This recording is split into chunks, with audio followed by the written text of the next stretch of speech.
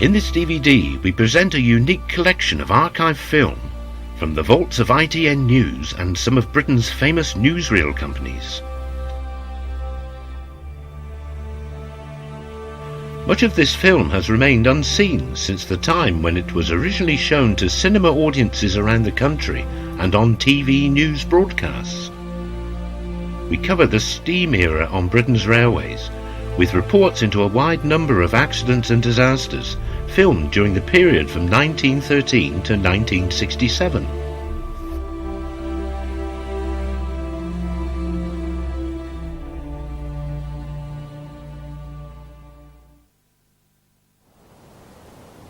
We start by looking at a series of accidents which were caused by trains travelling at excessive speeds.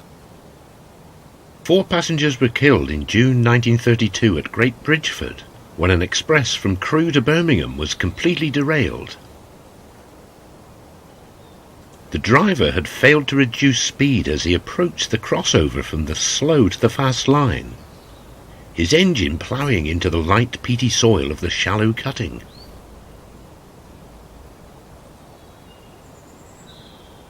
Similar circumstances befell an express passenger train from Perth to London in September 1945 at Bourne End.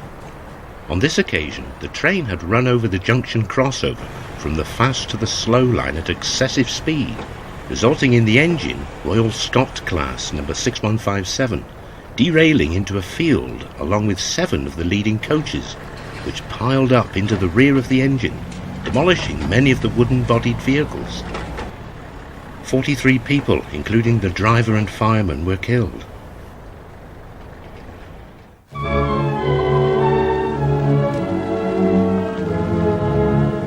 Outside the lonely station of Goswick, near Berwick-on-Tweed, lie the remnants of the ill-fated express bound from Edinburgh to King's Cross. The engine, lying half buried in a bank of earth, is said to have jumped the points while changing to another line. 11 of the 14 coaches left the rails, and passengers' belongings among the wreckage bear witness to the force of the crash.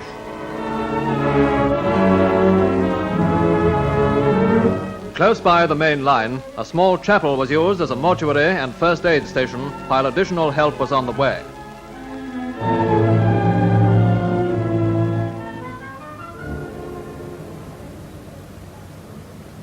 "27 passengers and one of the train attendants lost their lives in the accident, which again was caused by the train passing over onto a different track at too high a speed, this time necessitated by engineering works on the up main line a short distance ahead. 6 coaches were wrecked and 4 badly damaged as the engine, LNER A3 class number 66 Merry Hampton, ran off the tracks and into the ditch and field beside the line. The A3 was only slightly damaged. As with many accidents of this era, the coaches with steel-panelled bodies on timber frames fared better than those with timber-panelled bodies, which were completely shattered, causing the most fatalities.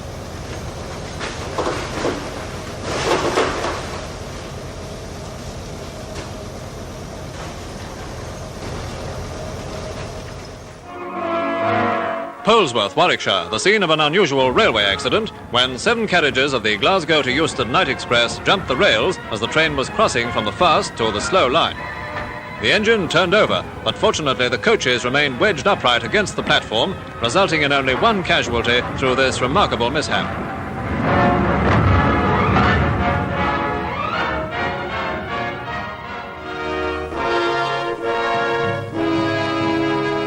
By the light of flares and floodlamps, rescue workers search amongst the wreckage of the York to Bristol Express, which crashed at Sutton Coldfield, 7 miles northeast of Birmingham. As the train entered Sutton Coldfield station, the engine leapt the rails, overturning 6 of the 10 coaches. The first aid squad stand by. Nurse Gellion on the right has been here for 15 hours. Relief workers began their tasks at once. The WVS were there throughout the night. A pilot driver was on the footplate at the time of the crash, for the train had been diverted. He and the fireman were killed, but the normal driver escaped with injuries.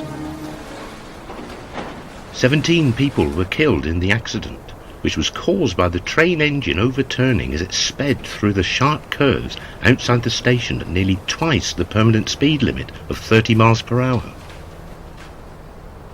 The train's driver from Crewe, who was unfamiliar with the Sutton Coldfield route, had left the local pilot driver in control and, contrary to railway rules, had taken a seat in the first coach of the train.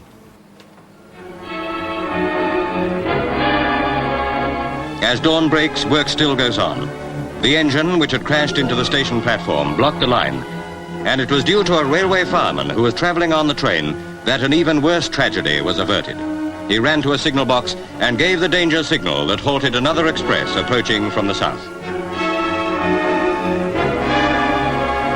It is significant that the all-steel coaches of the train were not so seriously damaged as those constructed of wood.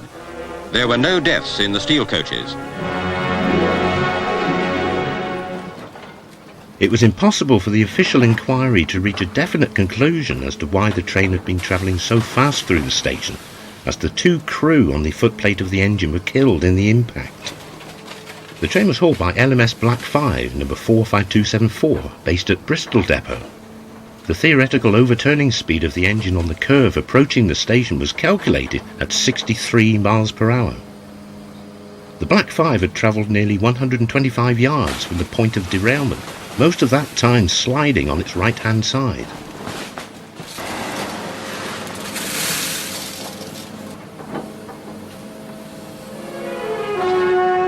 Nobody looking at the wreckage of the Manchester-Marylebone Express, which crashed 3 miles south of Rugby, would guess that only one man, the driver, was killed. Leaving the track, the engine and the first 3 coaches plunged over a 10-foot embankment and overturned. By a miracle, even the fireman escaped death.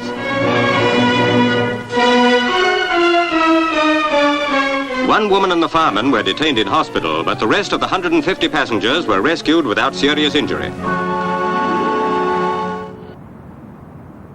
With single line working in operation due to engineering work and a pilotman on the footplate, the driver of the V2 class engine hauling the train had driven at a very excessive speed through the crossover at Barby Sidings.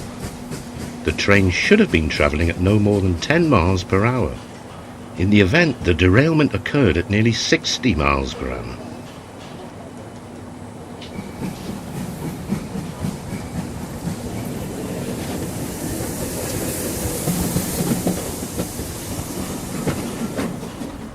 "11 passengers lost their lives and 157 were injured when an excursion train from Treherbert to Paddington left the tracks at Milton near Didcot.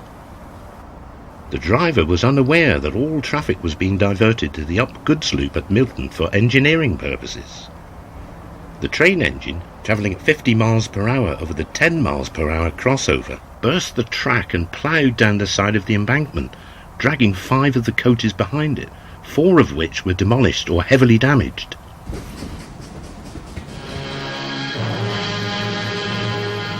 This was the grim scene at Eastbourne Station after a steam express from Glasgow had crashed into the front of an electric train waiting to leave for London Bridge.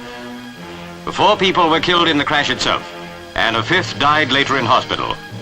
Among the dead was the driver of the electric train. About 30 people were injured, 6 being detained in hospital. The casualty list might have been far higher, but for the fact that the express from Glasgow was a motorist special containing only 36 passengers and 11 cars.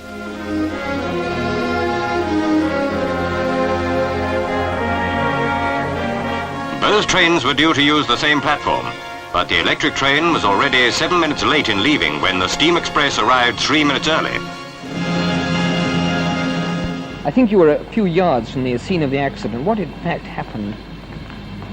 Well, when it started, I went down for the end lamp on the train, and the motorman was coming down the train to get ready to drive it out, like. And I was talking to him for a few minutes and making my way back up towards the middle of the train to see the train out, and all of a sudden I turned around because I heard this engine coming, and I turned around and I could see the engine was on the same line as the train stand in the station. What did you do? So I looked to see if it was on the right line, and it was, and therefore I started running up towards the platform to get out of the way because I knew there was going to be a big smash. I believe you actually saw the accident happen. Well, I never didn't actually see the accident. I heard the impact, which sounded something like thunder. It was raining at the time. I turned round and saw the front part of the electric train rising in the air. What did you do then? Well, I knew there was an accident there, so I ran down to the station there. The foreman was already in his office phoning up. I told him that there was a fire. You'd seen flames? I'd seen flames. Where the gantry had fell onto the live rail, it had caught fire. Well, that went out. Next I went back and helped with the injured. How many people did you get out? Well, 3. 2 women and one chap. The lady had, well, broken legs and face. Was she very brave? Yes.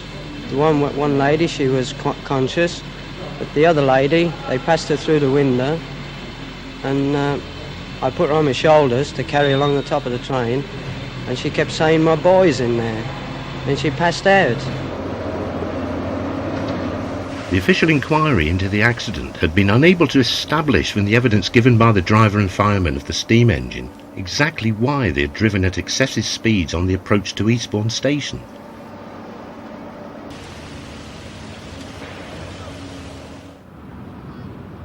At Cheadlehume Station in May 1964, an excursion train carrying parties of school children to York was derailed as it ran at nearly 50 miles per hour over a temporary road bridge which had a speed restriction of 10 miles per hour. The excessive speed burst the track, causing the train to part between the 4th and 5th coaches, resulting in all 5 coaches being derailed, and with some being badly damaged by scraping along the wall of the down platform. Sadly, 2 children and a representative who had organised the school parties were killed, and 27 others were injured, 4 severely. Behind me lies the scene of utter devastation that came to this pleasant Cheshire market town today. The first the people of Cheadlehume knew about the accident was a terrible noise and clattering as the coaches ploughed into the platform. People waiting for their service trains ran away in fear at the tremendous impact.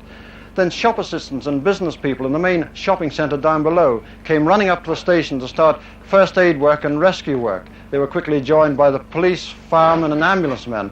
The firemen had to use hacksaws to cut away some of this tangled wreckage. Then the uninjured children were taken to a local church hall before being sent home by coach and a special train. At the hall they spoke of the hair-raising experience they had. And what was it like in there? Oh, horrible.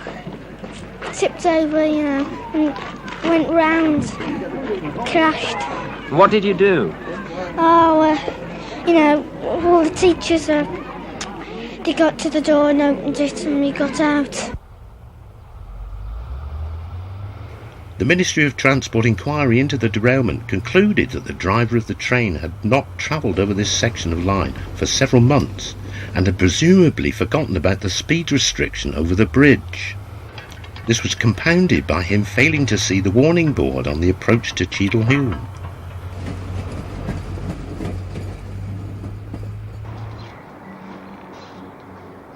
At Cotton Hill, just north of Shrewsbury, a runaway goods train derailed at speed running through trap points protecting the main line at the end of the goods loop.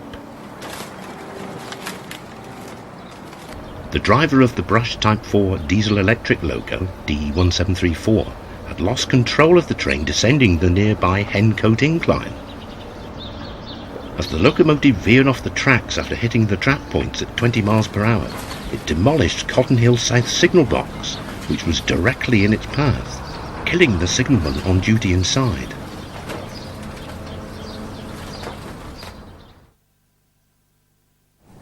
Visibility problems caused by dense fog has led to many railway accidents over the years. Combine this with excessive speed and the results can be deadly. At Gidea Park Station, a train to Southend was just starting from the station when it was hit in the rear by a following train to Peterborough, wrecking the 3 rear coaches and killing 5 passengers.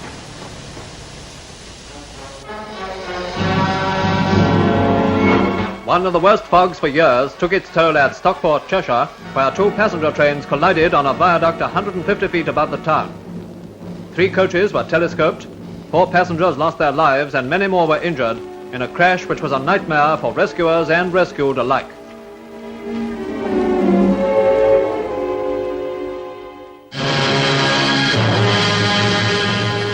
over 70 killed and about 200 injured near Lewisham.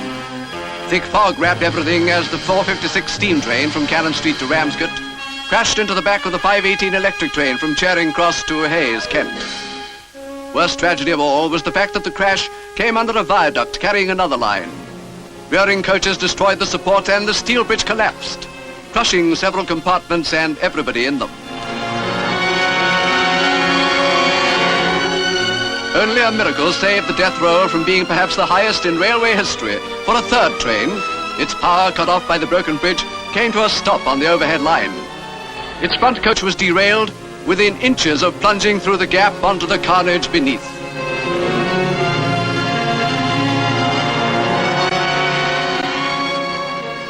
I've just come down from the embankment, the scene of this crash, the scene of indescribable wreckage everywhere, police, firemen, ambulance workers all over the place.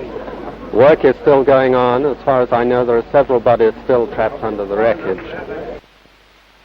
Have you been here helping with the rescue work? Yes. When did you get here? About 4:07. That was soon after the crash.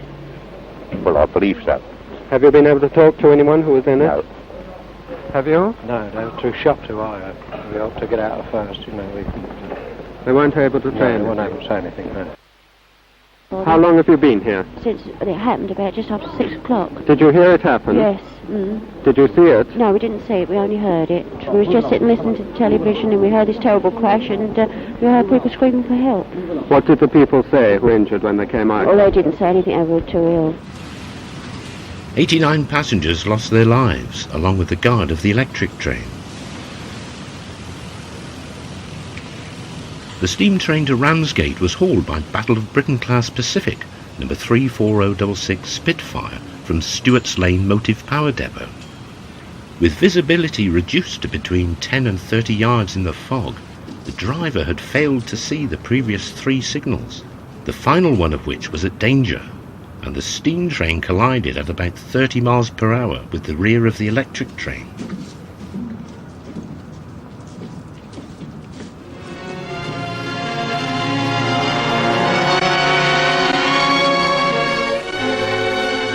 As daylight breaks, rescue work becomes easier, but the picture of the disaster more horrifying, though all but 7 coaches were removed during the night.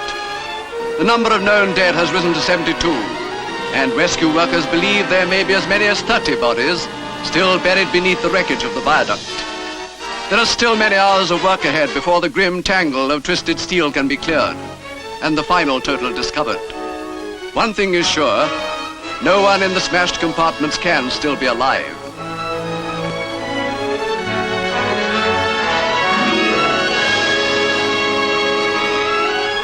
Transport Commission Chief Sir Brian Robertson and Southern Region Chairman Sir Philip Water inspect the scene of the tragedy.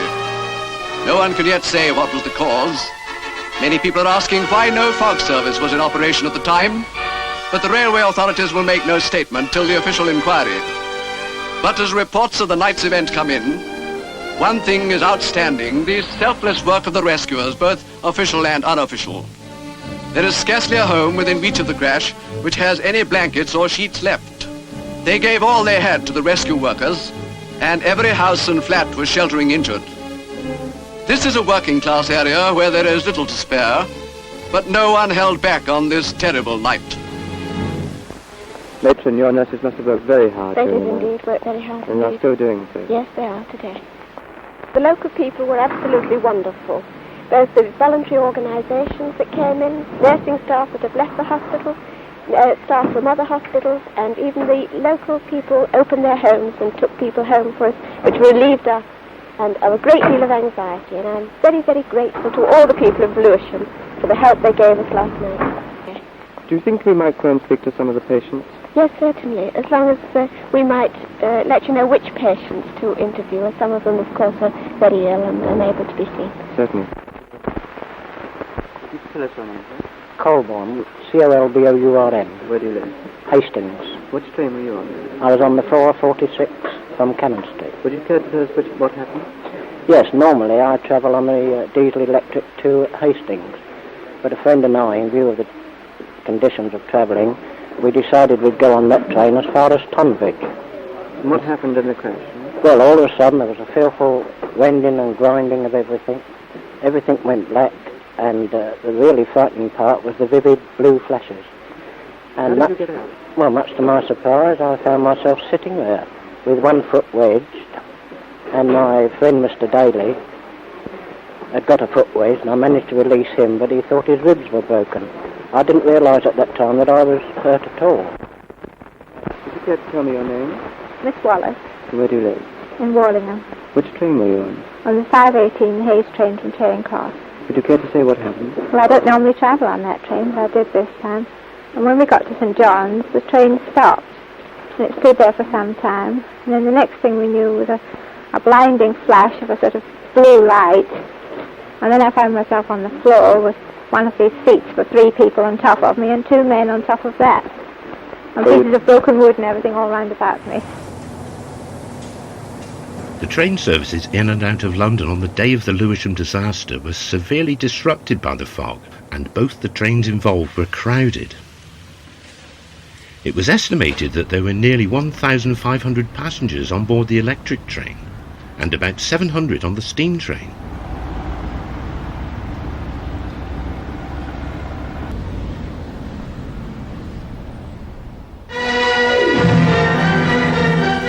For the second time in 2 months, fog brings disaster to Britain's railways. 200 yards from Dagenham Heathway Station, 10 people are killed and 87 injured when the 635 Fenchurch Street to Shoebury-Ness, pulled by a tank engine running in reverse, smashes into the rear of the 620 Fenchurch Street to Southend, which was halted at a signal. Rescuers from nearby houses help to shore up the wrecked coach and assist the police and ambulance men to free the trapped passengers, while lamps and flares cast a foggy light on the grim scene. While the men on the spot do what they can, urgent calls go out for more help. Police cars withdrawn from patrol bring medical staff from hospitals in Romford and Ilford.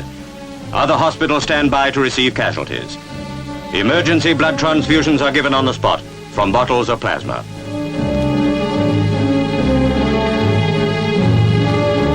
Fire vehicles, groping through the fog, have brought every available fireman from the Essex, East Ham and West Ham brigades. From local surgeries, GPs hurry to the spot to aid the injured, having first sent their own patients home. Throughout the night, rescue work goes on in shocking visibility. This is the first fatal accident on this part of the line since 1875.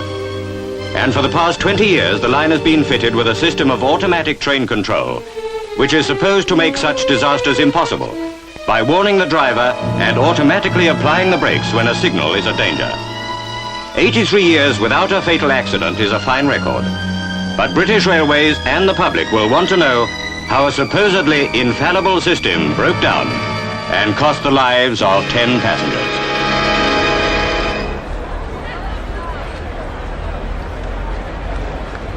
Dense fog with visibility down to 10 yards was again the contributory factor in the accident, causing the driver of the train to Shoebury-Ness to miss a signal at danger.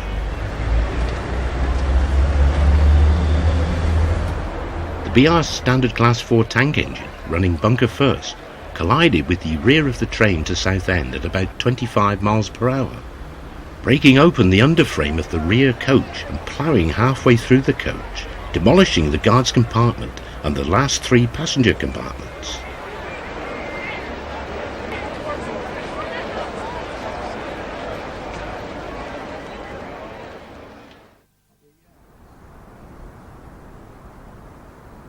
The oldest film in this collection dates from September 1913 and shows clear-up work on the site of the disastrous collision at Ace Gill, where the driver of an express from Edinburgh passed a signal at danger and collided with the rear of an express from Glasgow.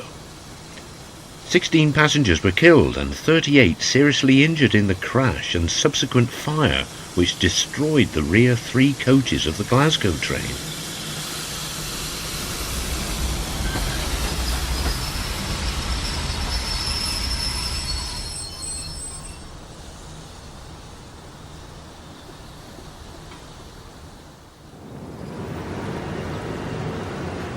25 passengers were killed and 45 seriously injured on the approaches to Darlington Bank Top Station in June 1928, when a return excursion train from Scarborough to Newcastle collided head-on with a parcels train to York, which was engaged in shunting some additional vehicles. The driver of the parcels train, unfamiliar with the signalling layout at Darlington, passed 2 signals at danger while shunting, bringing his train onto the down main line and directly into the path of the passenger train.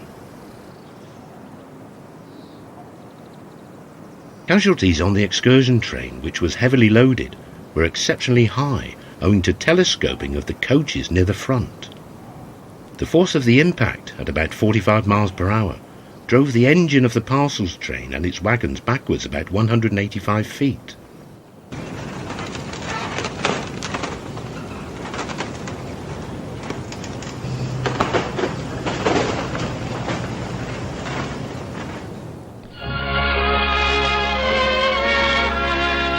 Locked in a deadly embrace, Dawn finds the 2 engines which crashed in the dark at Bletchley.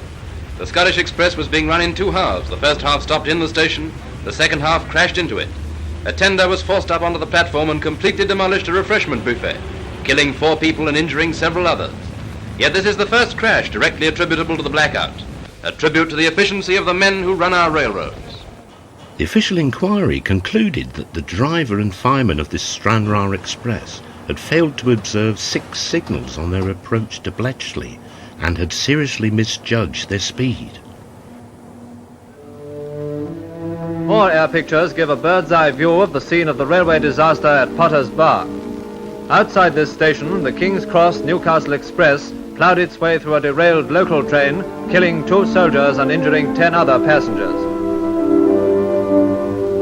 Worse catastrophe might have followed, but for the prompt action of a signalman, who just in time stopped yet another train from piling into the ruins.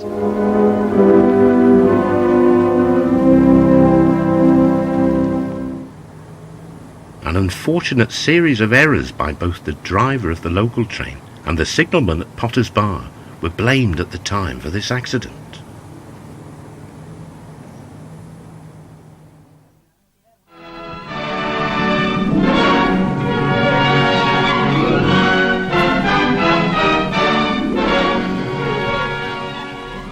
On a misty October morning, tragedy came to North London. When a local train was standing at Harrow and Wealdstone Station, crowded with workers on their way to the city, the Perth Night Express came thundering in. Then, to add to the horror, the Liverpool-bound train roared in at 60 miles an hour, piling up into a hell of wreckage and human suffering.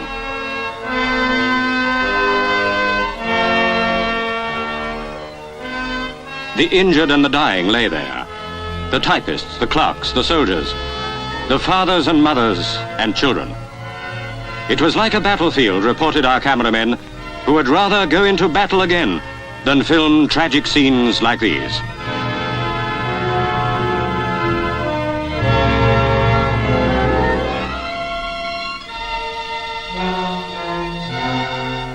And as in all such moments of anguish, mankind was at its finest.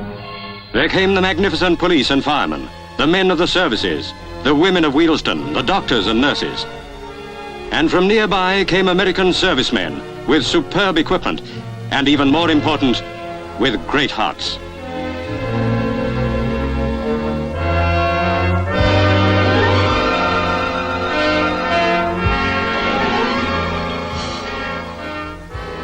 To suffer and be strong.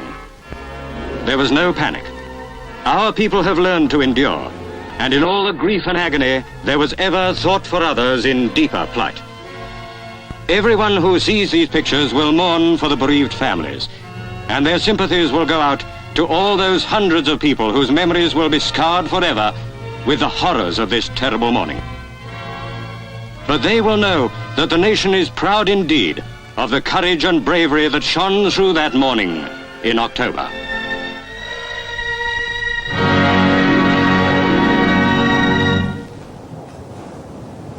Britain's second worst railway disaster at Harrow and Wealdstone Station on the 8th of October 1952 claimed 112 lives. In addition, 157 people were taken to hospitals in the area, where 84 were detained, many with very serious injuries. Another 183 sustained minor injury or shock and were treated on site. At 8:19 in the morning, a local passenger train from Tring to London Euston was just about to depart from the up main platform when it was hit in the rear at over 50 miles per hour by the overnight express sleeper train from Perth to London. The initial impact occurred near the top of the platform ramp, with the engine of the Perth train, LMS 8P class number 46242, shattering the wooden bodies of the crowded two rear coaches of the local train and telescoping the last three coaches into a length of little more than one. The sudden stoppage of the heavy engine of the Perth train caused the leading two vans and the following three passenger coaches to pile up behind and on top of the Coronation class engine in a compressed mass of wreckage about 100 feet long, covering the up and down fast lines between the platforms. Within seconds of the engine of the Perth train coming to rest, it was struck by a train coming in the opposite direction on the down fast line, a double-headed express from Euston to Liverpool. Both engines of the Liverpool train, travelling at nearly 60 miles per hour, were deflected to the left across one of the platforms, coming to rest on the up electric line. The impact killed the driver of the leading engine of the Liverpool train, LMS Jubilee class number 45637 Windward Islands, the engine being practically reduced to scrap.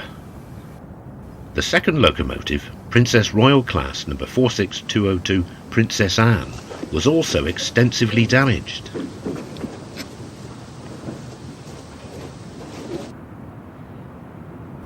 The second impact also caused one of the coaches of the Liverpool train to strike the underside of the station footbridge, tearing away one of the support girders, with the result that part of the footbridge collapsed.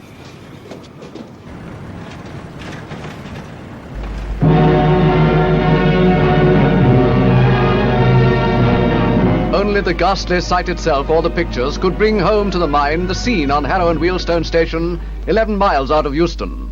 It was the worst and quite the most terrible train crash that ever happened near London.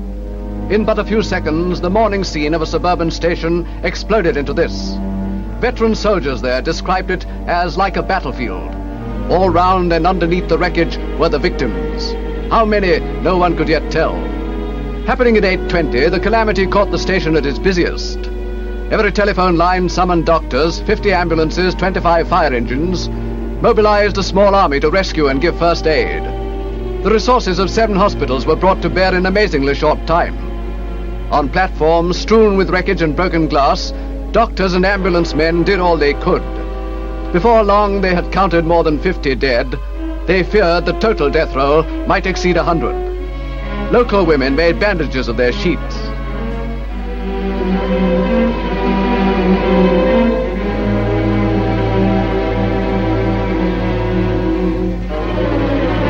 Eight doctors and 30 men from a nearby American air depot joined the British military medical services in the grim work and gave transfusions of plasma.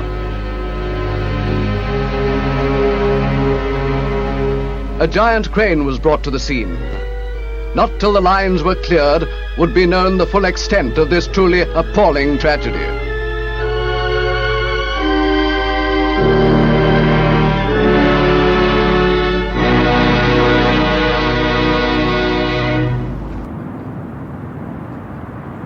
It was never going to be possible for the Ministry of Transport inquiry into the accident to establish exactly why the sleeper train from Perth had collided with the rear of the local train, as both the driver and the fireman were killed in the impact. There had been visibility problems in the area earlier that morning due to patchy fog, which was clearing by the time of the collision. This may or may not have played a part in the disaster. In the event, The driver of the Perth train failed to reduce speed in accordance with the Harrow No. 1 up fast distance signal at caution, and subsequently passed the outer and inner home signals at danger. The signalman in Harrow No. 1 signal box had heard the Perth Express thundering towards the station, and then saw it coming out of the mist and passing the outer home, some 600 yards from his box. It was not until the last moment that the driver of the train made a full emergency brake application, possibly when he caught sight of the inner home signal at danger, or he may have seen the obstruction ahead.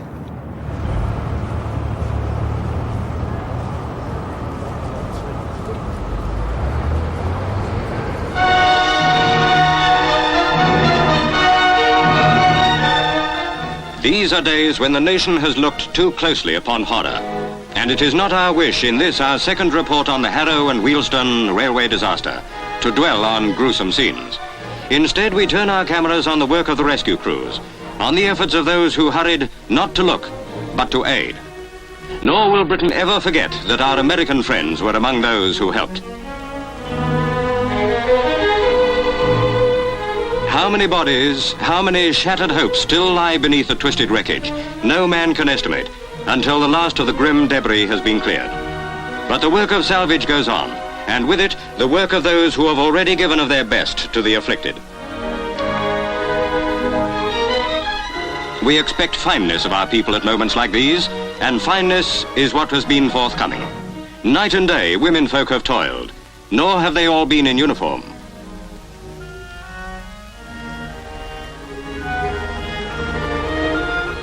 The Minister of Transport watches while the work goes on.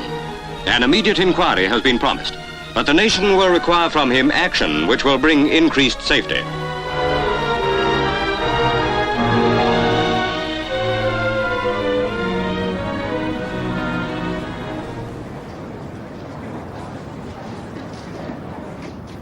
No less than 36 of the passengers who were killed, and many of the injured, were British Railways staff who were travelling to work in London, many of them in the London Midland Region offices at Euston. It is believed that 64 fatalities occurred in the local train, 23 in the express from Perth, and 7 in the Liverpool train. 14 others were probably caught by the engines of the Liverpool train as they careered across the island platform between the Downfast and the Up Electric lines.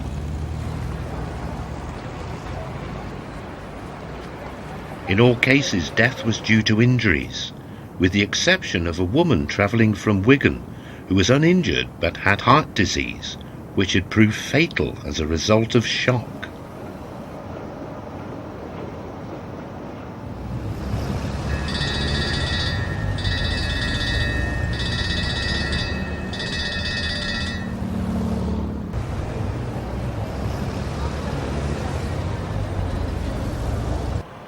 The 2 engines of the Liverpool train were both too badly damaged to ever be repaired and put back in traffic. The Jubilee-class Windward Islands took the full force of the impact with the engine of the Perth train, wrecking the front bogie and folding back the buffer beam and main frames as far as the leading coupled wheels. There was also very heavy damage to the rear end as the tender was driven into it. The train engine, Princess Anne, had only been in service for a few months, having been rebuilt from an experimental steam turbine locomotive into the conventional form of the Princess Royal class. Severe and extensive buckling of the main frames precluded any return to service for the former turbomotive.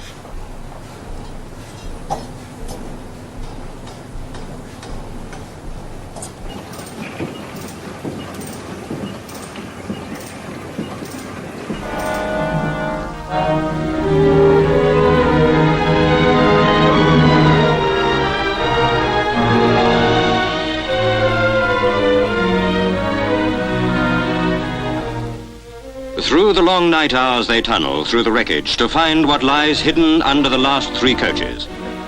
The light of morning shows the scene in all its stark reality, but no light can show the anguish in men's hearts.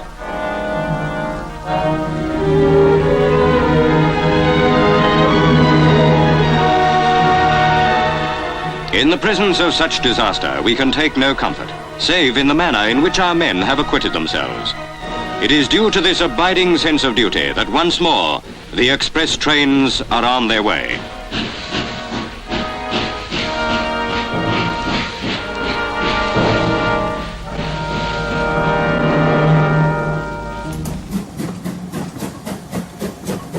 The up and down slow lines, which were undamaged in the crash, were reopened at 5:30 on the following morning. The enormous task of clearing the wreckage had carried on throughout the night, a slow operation in the early stages due to the care which was needed in the search for the injured and the recovery and identification of the bodies. 4 breakdown cranes were sent to the site from their bases at Willesden, Rugby, Kentish Town and Crewe. In the afternoon of the 9th of October, the 46-ton crane from Old Oak Common was brought in to replace the Kentish Town crane which had developed a defect.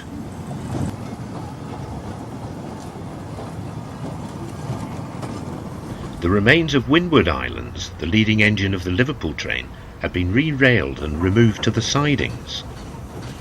The second engine, Princess Anne, could not be removed until the afternoon of the next day. The engine of the sleeper train from Perth, Coronation Class City of Glasgow, remained buried under a mass of wreckage from the coaches which piled up on top of it and the damaged girders of the footbridge.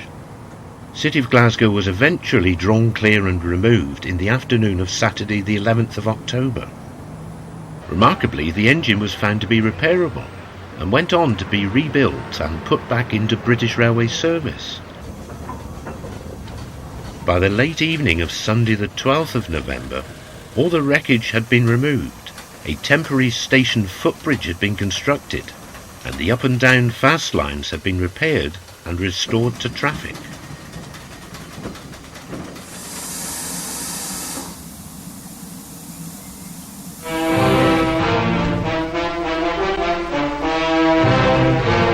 Euston Station was fittingly the scene of the inquiry into the Harrow and Wealdstone railway disaster.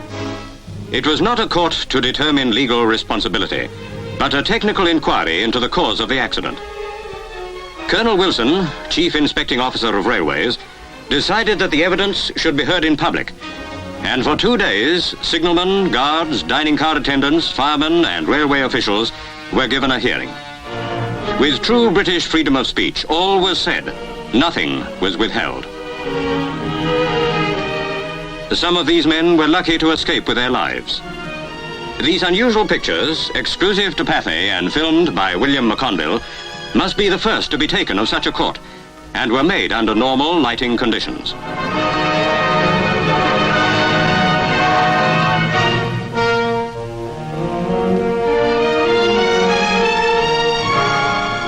Colonel Wilson took the commendable course of saying outright, without waiting for the inevitable delay of writing his report, that for reasons not known, the driver of the Perth Express must have disregarded the signals. To obviate human error in the future, British Railways have decided to take still further precautions and to provide automatic train control to prevent such a fatality ever happening again.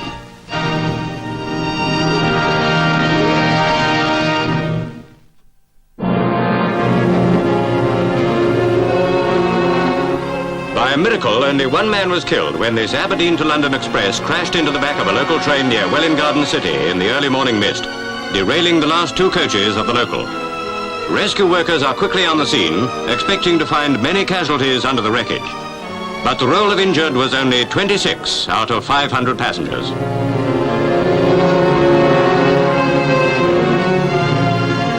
The one fatal casualty was 56-year-old Mr. Frank Clennell of Welwyn Garden City, who was alone in the last compartment of the local train. Experts say a worse disaster was averted by the special Buckeye couplings with which both trains were fitted and which prevent coaches from telescoping. This stretch of line is equipped with the automatic train control system just approved by the Transport Minister, but the Express was not modified to use it. The sooner it is universal, the better.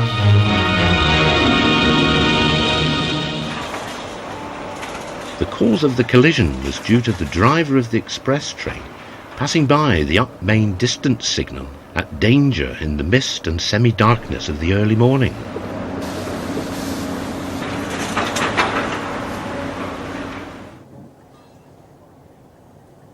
At Highworth Junction near Swindon in November 1958, the driver of a freight train on the up loop mistook the up main signals, which had been lowered for a South Wales goods, for his own.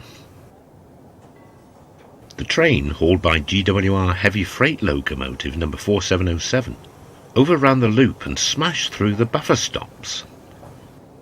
The first 6 wagons fell across the running lines, derailing a down newspaper train hauled by number 5009 Shrewsbury Castle.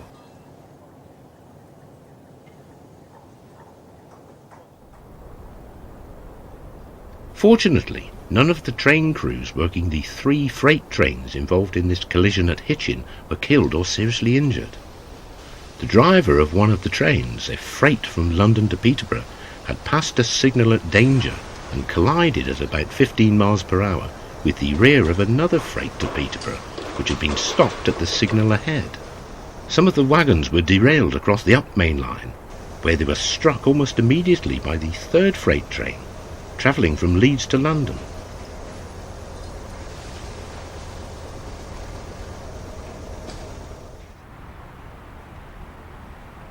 This head-on collision on the former Rhondda and Swansea Bay line between an unfitted freight train and a multiple-unit diesel passenger train claimed the lives of the driver of the DMU and the fireman of the steam engine. The accident was caused by the driver of the freight train leaving the previous station, Dyffryn Rhondda, with insufficient brake power for the steep falling gradient. His train ran out of control, through signals at Danger and into the path of the passenger train. On the evening of the 26th of December 1962, 2 trains collided near Winsford Station, just north of Crewe, killing 18 passengers and injuring 33 others. Severe weather that day had caused some of the points in Crewe to freeze, resulting in trains closing up on each other. The diesel-hauled Midday Scot from Glasgow to Euston had been held at a red signal just beyond Winsford by the presence of a Liverpool to Birmingham passenger train being held at the next signal ahead. The driver of the Midday Scot had been unable to contact the nearest signal box because the line-side phones had just failed. He then acted on his own initiative, and without checking to see if the line ahead was clear, he passed the signal at red and proceeded forward at far too high a speed for the circumstances, and collided with the rear of the Birmingham train.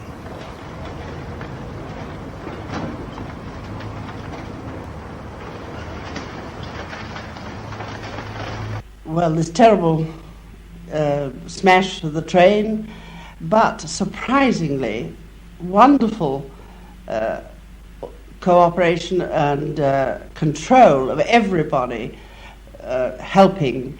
No chaos, law and order everywhere. Very surprising, but absolutely wonderful. What happened to you in the crash?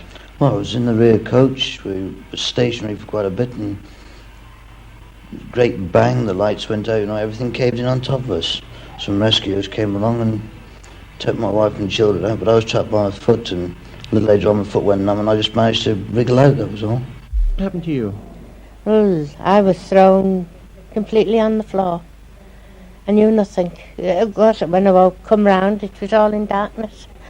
My husband tried to pick me up. I said, I can't get up, I've hurt my foot. How did you get out? Well, my husband helped me out to move the table, and then he managed to get me up.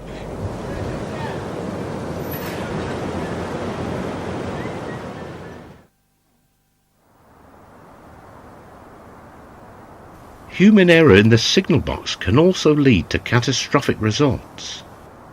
This head-on collision between 2 trains at Hull Paragon Station in 1927 was one such instance. A passenger train from Hull to Scarborough, hauled by Class M engine number 1628, had been wrongly switched from the up main line to the down main line by the signalman inadvertently moving the wrong set of points. Approaching Hull Paragon on the down main was a passenger train from Withensea to Hull, hauled by Class F engine number 96.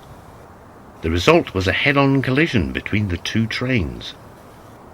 12 passengers were killed and 24 also suffered serious injury, due mainly to the telescoping of a number of the wooden-bodied coaches, in particular 5 coaches of the Withensea train.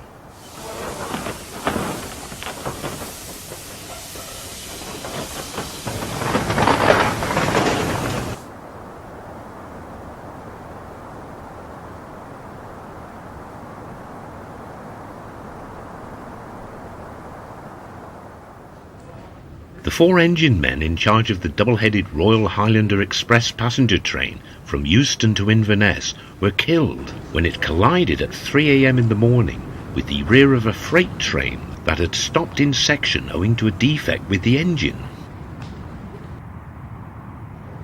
An exhausted signalman, dozing in and out of sleep, had mistakenly sent the express on its way towards the stricken freight train.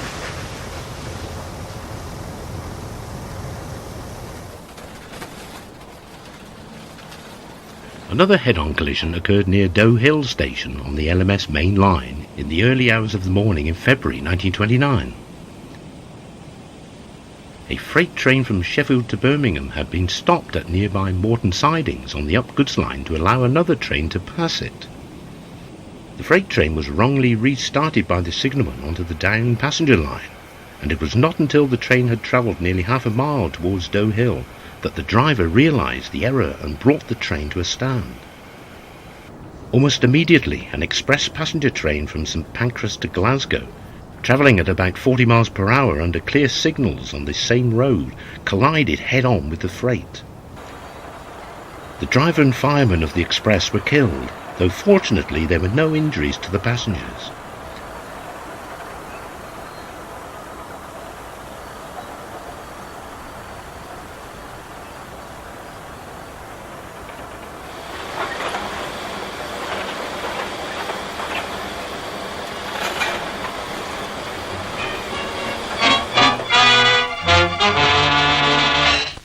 From underneath this mass of train wreckage, gangs of workmen extricated the body of a Shrewsbury engine driver, killed in one of the most amazing railway accidents in this country.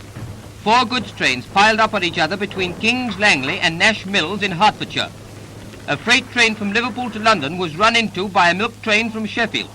A few moments later, 2 other goods trains, one from London to Holyhead and a coal train to Willesden, crashed into the wreckage without warning. Coal trucks, milk wagons, freight cars, engines and tenders lay heaped for a quarter of a mile in a mass of debris that blocked 4 main lines, while glass milk tanks, sides of beef, coal and parcels were scattered in all directions.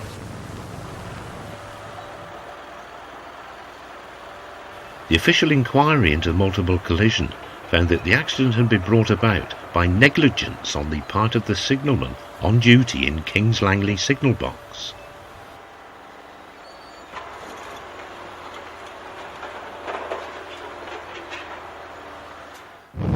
Only from the air is it possible to grasp fully the terrible extent of the wreckage resulting from this train smash near Swindon. The driver and 1 passenger were killed, and the fireman and 28 passengers were injured. The accident occurred in the early hours of the morning, when the night express from Penzance to London crashed into 5 trucks, which had become detached from a coal train. The first coaches of the express were hurled down a steep embankment, while the engine crashed over on its side. Although the cause of the accident at Shrivenham was the failure of a coupling hook which left a brake van and 5 wagons in the path of the express from Penzance. The official inquiry found that the signalman at Shrivenham was primarily responsible, as he had failed to observe that the coal train from which the wagons had become detached had passed his box incomplete.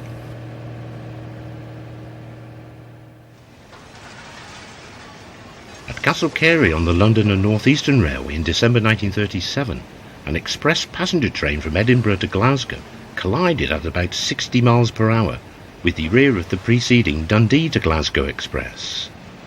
35 passengers lost their lives and 179 were injured.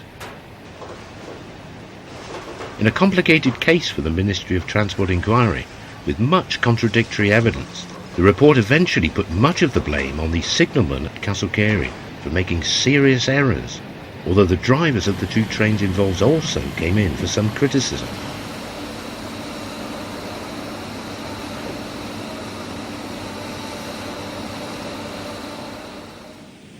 Confusion and a complete disregard of the safety regulations by the signalman had sent an express passenger train directly into the path of a freight train at Dolphin Junction between Langley and Slough. 5 people lost their lives.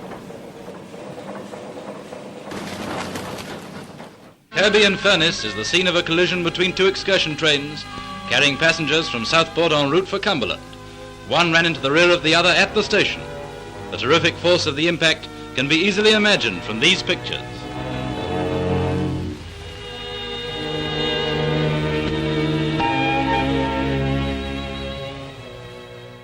As heavy morning fog blanketed southern England, Croydon was the scene of autumn's worst rail disaster.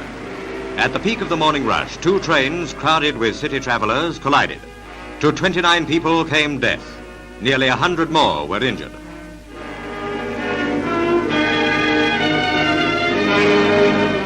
Rescue parties searched the wreckage to free passengers trapped in the telescope carriages. Doctors and ambulance men rushed to the scene from neighbouring districts. Clambering over the debris, they gave first aid.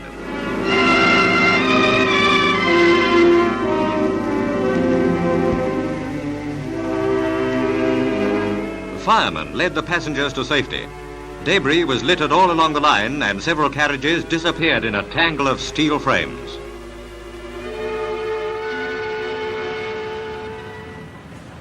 An electric passenger train from Tattenham Corner to London Bridge had been improperly allowed to approach and pass through Purley Oaks under clear signals, whereby it collided with the rear of a train from Haywards Heath. The official inquiry had questioned the ability of the signalman at Purley Oaks to work alone in a mainline box under the stress of heavy traffic in adverse conditions, such as the fog that day. His irregular use of the lock and block signalling system and disregard for safety procedures were blamed for the collision.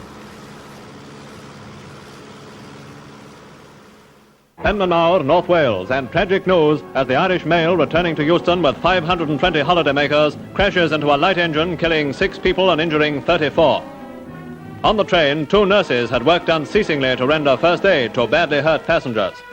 11 coaches were derailed in one of the worst railway disasters North Wales has known.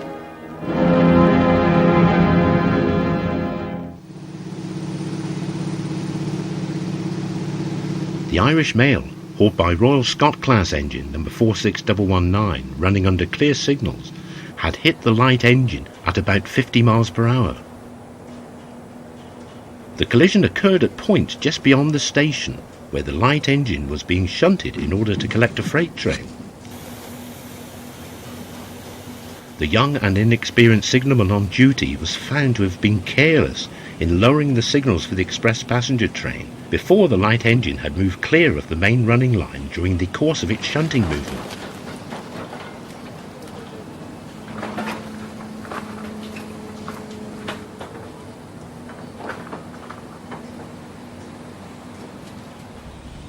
The Liverpool to York mail train, hauled by LMS Jubilee class number 45695 Minotaur, ran into the rear of a freight train near Broadheath Junction in January 1964. The freight had been carelessly set back by a relief signalman onto the same track as the approaching mail train.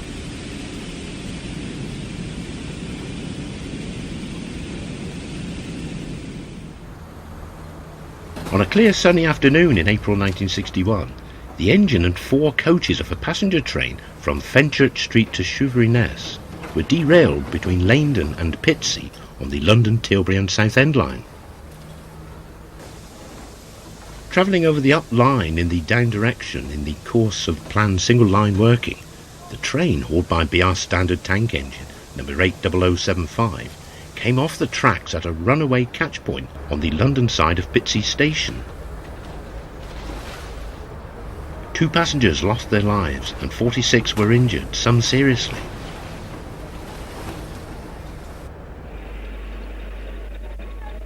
Your garden backs right onto the railway here. Did you see this crash? Yes, I was sitting on the seat, my garden seat there, reading the paper, and the ground vibrated suddenly, and I looked up from my paper, and I see the engine leave the lines and sort of career up in the air a bit and then topple over on the right hand side. The coach immediately following it hit the engine that was on the ground by that time, and the coach following that one hit the other one and telescoped. With single line working in operation to allow work to proceed on the overhead wires, a lengthman from the Pitsea track gang had been assigned to manually close and secure the catch point. Although an experienced man, in a moment of aberration he clipped the switches in the wrong position, and having failed to check that all was correct, he hand-signalled the train into derailment.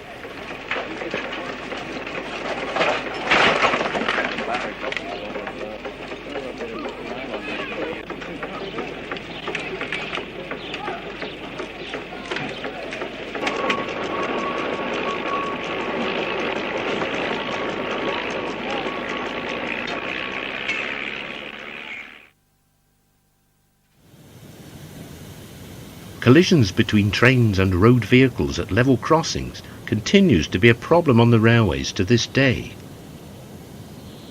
These scenes show the aftermath of a collision at Barker's Lane crossing near Bedford in 1961, where a Kensal refuse lorry was hit on the crossing by a 3-coach local passenger train, pushing the lorry for a considerable distance along the line. Fortunately, the train remained on the tracks.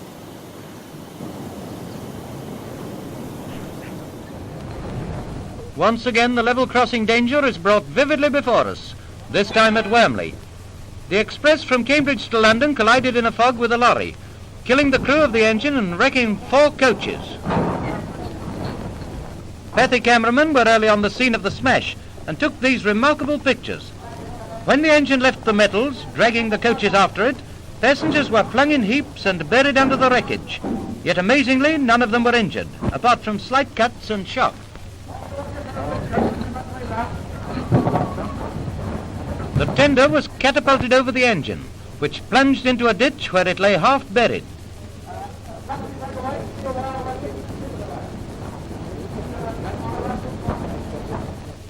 The escape of the lorry driver was miraculous. His vehicle was reduced to matchwood and catching fire was completely wrecked. 3 passengers are killed and 30 others miss death by a hair's breadth when the express from Hunstanton crashes into a lorry loaded with straw at a level crossing. A signalman at Hillgate Station who saw the crash describes how the air was filled at first with a cloud of flying straw, how when that subsided, he found that the engine and the first 5 coaches had been derailed, and how almost the whole of one side was completely torn off as they crashed into some stationary goods trucks. We must be thankful that the death roll is no greater.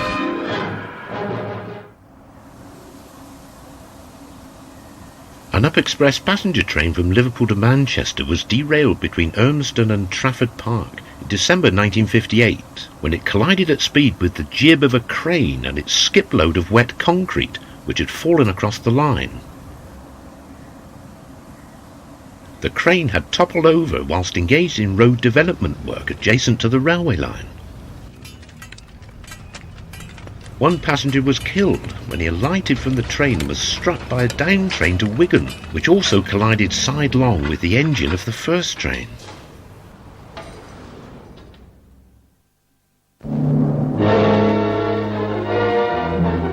Disaster overtook a London-bound express when the 8:20 a.m. from Liverpool to Euston, carrying 700 passengers, left the rails and crashed at Weedon near Rugby, plunging down a 20-foot embankment. The first coach was smashed to matchwood and the second cut completely in half.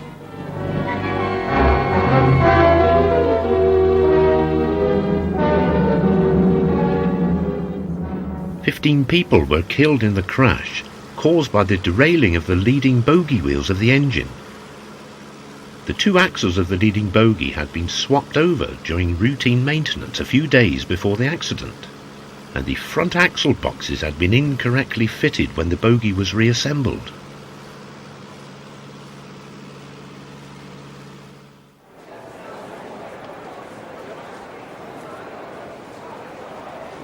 Nine passengers lost their lives at Parkgate and Rawmarsh in November 1927 when an express passenger train from York to Bristol, travelling at high speed on the up fast line, struck the wreckage of derailed coal wagons from a mineral train which had come to grief on the adjacent down slow line.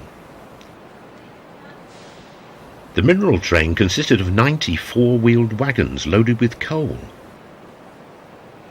The cause of the accident was blamed on the poor condition of the fifth wagon, which had a number of defects. As the two engines hauling the train accelerated, the wagon's corroded drawbar broke, transferring the pull on the coupling to the timber frame of the vehicle, which promptly collapsed, spilling coal onto the track, resulting in the first 6 wagons of the train to pile up on top of each other.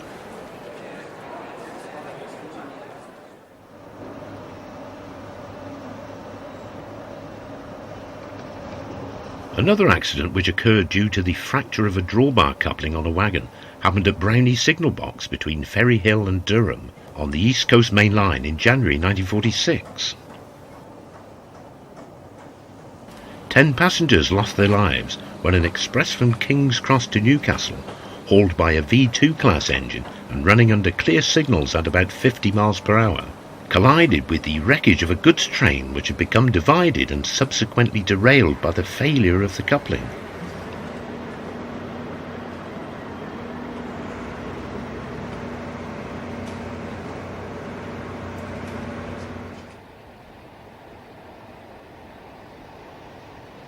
In February 1961, the driver of an express passenger train from York to Swindon was killed when it collided at speed with the derailed portion of a freight train which had become divided owing to problems with the suspension on a 12-ton pallet van. The accident occurred between Rugby Central and Lutterworth stations on the old Great Central line.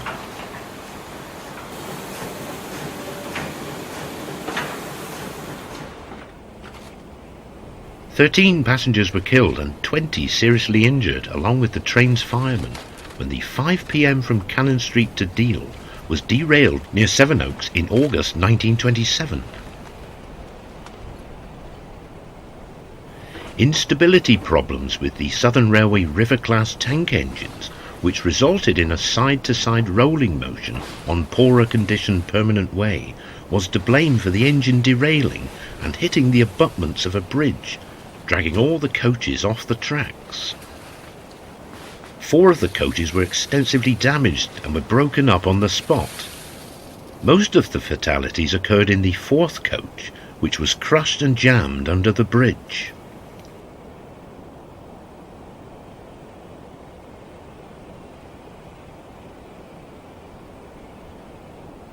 Many people on a Scottish express from King's Cross to Aberdeen had miraculous escapes from serious injury when the train left the rails and crashed at a bend 100 yards from Hatfield station. The whole train was derailed, the first 3 coaches falling onto their sides while the wheels were flung down an embankment. The engine ploughed on for 150 yards and then came to rest still upright. 11 passengers were injured, 1 seriously, in an accident that might well have taken a heavy toll of life.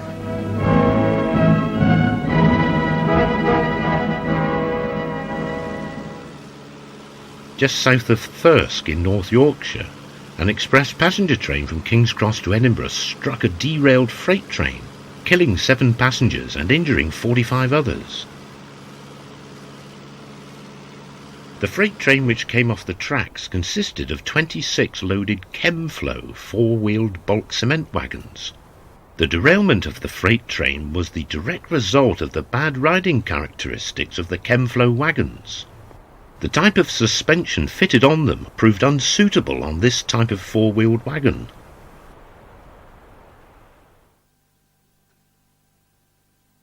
Problems with the Permanent Way itself, the railway track, can obviously bring disastrous results. As part of work to realign the curves between Wimbledon and Rains Park in May 1933, a track gang was engaged in raising the rails by about 3 inches using jacks to lift the sleepers so they could be packed with the new stone ballast. Working between trains, they unfortunately found themselves with insufficient time to complete the work on about 2 rail lengths before the arrival of a train from Waterloo to Alton, which derailed completely as it ran over the unsupported sleepers. Almost immediately, the derailed train was hit sidelong by a train from Southampton to Waterloo. 5 passengers lost their lives in the accident. New Southgate, London, was the scene of a rail mishap when the Edinburgh to King's Cross Express left the rails when on the last few miles of its run. The engine fireman lost his life, but only 8 passengers were injured out of a total of more than 400.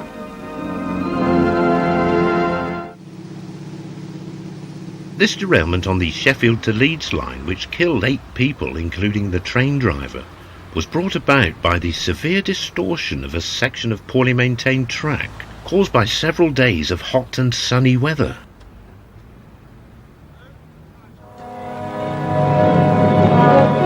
Derailed coaches at Abington, Lanarkshire tell their own story of the disaster that overtook the Royal Scot Express while bound for Glasgow, 40 miles away. Packed with holidaymakers, the 7 rear coaches left the rails, 3 of them crashing over onto their sides. Yet, almost miraculously, no one was killed and only 29 were injured. A theory that the heat of the sun caused the rails to buckle is being examined by railway officials.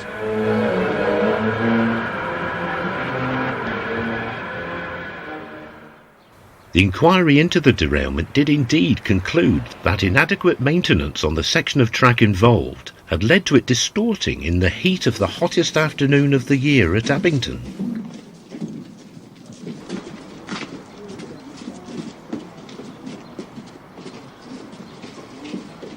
Doncaster, where disaster overtook a King's Cross Express when it struck an arch of a bridge only 300 yards from the station. The third coach wrapped itself round the bridge support and was badly smashed. Several of the coaches left the rails, 3 of them overturning. The tragic death roll totaled 14 killed in this strange 10-mile-an-hour crash, only 1 minute after leaving the station. A fatigued rail and sleeper chair on a poorly maintained scissors crossover at the end of the platform had collapsed as the train engine passed over it, derailing the coaches. A crash at Watford Junction when the rear coaches of the London-bound Royal Scot came into collision with the Midlands Express. Miraculously, only 9 people were injured, though the prompt actions of 2 men prevented a full-scale disaster. The Midland Express was leaving Watford 2 minutes late, when the driver, seeing rear coaches of the Royal Scot rocking violently as they sped towards him, applied the brakes. Aboard the Royal Scot, a passenger pulled the communication cord. The Royal Scot slowed down, and the derailed coaches, which broke loose, scraped the now stationary express and then stopped, wedged between train and platform. Had the Midland-bound train been on time, the collision would have occurred at speed, with tragic consequences. The initial derailment of the Up Royal Scot was brought about by a corroded rail in the nearby Watford Tunnel, fracturing as the train passed over it, derailing a set of wheels on the 8th coach of the train. 9 of the 12 coaches of the Glasgow to London Express were derailed at Hessbank station near Lancaster early this morning. The people were taken to hospital, but no one was seriously hurt. At the time of the accident, many of the passengers were asleep in their special carriages. Wreckage was strewn over a long stretch of the line, and the platform at Hessbank station was ripped up. 2 of the passengers slept through the crash and had to be woken. The derailment of this sleeping car express to Kensington Olympia was again caused by a broken rail, this time on a section of track near the station containing the water troughs. Wheel burn on the effective rail a year previously had induced the fatigue fracture. A wheel burn is caused by the heat in excess of 720 degrees centigrade, developed under a slipping driving wheel of a stationary or slowly moving locomotive. When the source of heat is suddenly removed, the rapid chilling of the heated area by the mass of cold steel surrounding it causes a change in the structure of the steel, from which small cracks may grow. In this case, it led to a total failure of the rail.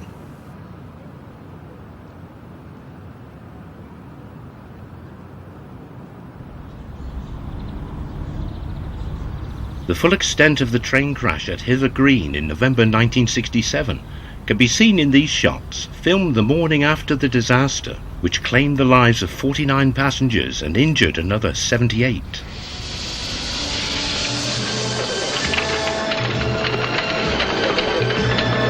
The night before, the normal quiet of this London suburb had been shattered. Ambulances, fire appliances and rescue workers had poured into the narrow streets near Hither Green Station. The Hastings Charing Cross Express crash was a bad one. The dreaded task of finding victims went on non-stop throughout the night.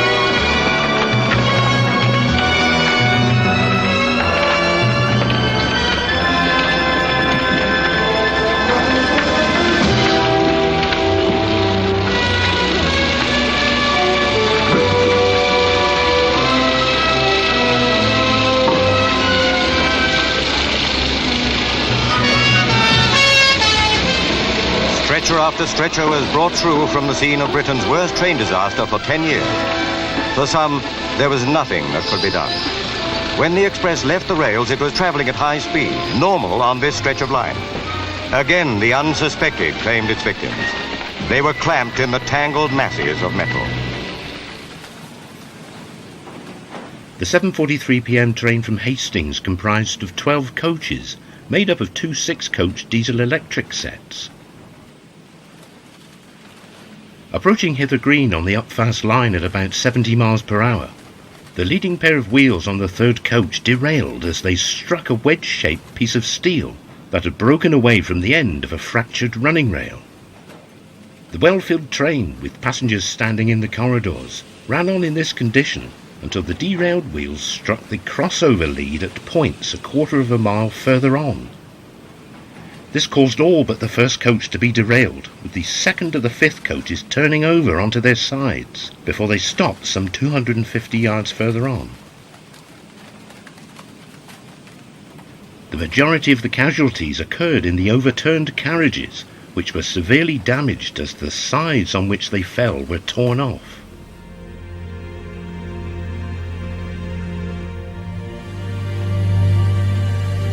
The railway network today is one of the safest forms of transport, due in no small part to the lessons learned and the advances in technology which have come about following many of the accidents and disasters seen in this DVD.